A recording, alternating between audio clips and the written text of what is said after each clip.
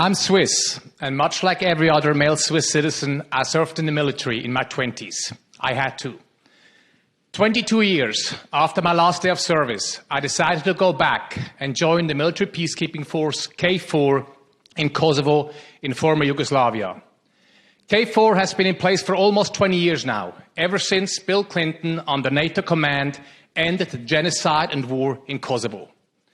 Now, why would I do such a thing, you might ask? Why the hell would I join the military again at 50? Good question. And it might sound corny, but it truly was a midlife thing for me. I was approaching 50. My dad passed away a few years earlier. And I had a good hard look at my life. And asked myself, what are the regrets I don't want to have? And doing meaningful international work was one of the things I absolutely still wanted to do and experience. But rejoining the military at almost 50, let me tell you, is not straightforward. So let me start with a little story. It's a dark winter morning last year in Switzerland. I just started my training and I dropped my bulletproof vest on the hard asphalt and I'm being yelled at by a sergeant, 25 years my junior and well below my rank. I'm almost 50 years old. 2 days ago, I said a painful goodbye to my 2 young boys in Seattle. I'm here to be of service, to make a difference. I'm being chewed out by a young punk. It took all that I had not to make a snarky comment. But I bent over, I picked up the vest, and I said nothing at all. I did ask myself, though, how can I be sure I never, ever drop this vest ever again? Little did I know that this would be one of many lessons in humility I would have to learn over the course of the next 9 months. Now, humility is not often talked about in the military, and believe me, much less often lived on the ground. And yet humility can make us better leaders in whichever organization we're a part of, and better human beings in our personal lives. As a commander of peacekeepers, I will be in charge of a team in the south of Kosovo. All throughout my training, I was a keen student of the conflict, asked a lot of questions.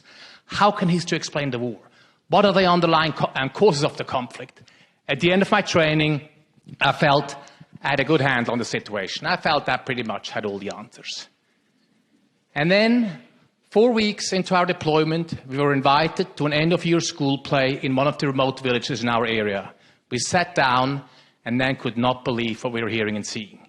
School kids reenacting the war, shooting Serbs on the ground, showing off hand-to-hand combat, all to the roaring applause from parents, teachers, and politicians. As I sat there politely applauding, I felt anger, I felt disgust, I felt shame. And I asked myself, are we failing as peacekeepers here?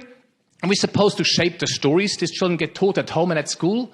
Are we supposed to build peace in their hearts as well as their cities?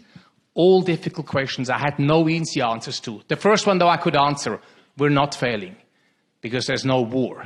And almost anything is better than war. And there's no war in large parts because the peacekeeping force, because we're on the ground.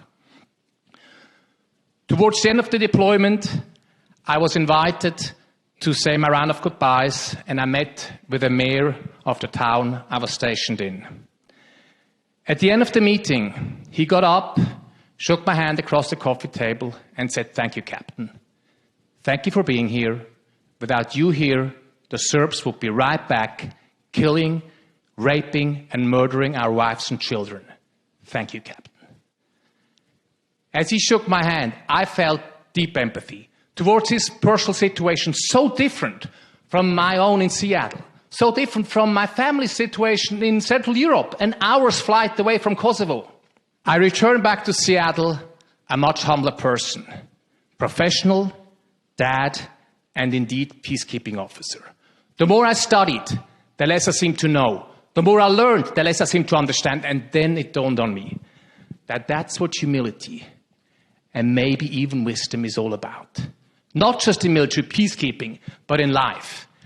I will never have all the answers. We will never have all the answers, but we must. We must absolutely always strive to ask better, deeper, more meaningful, more insightful, more difficult questions.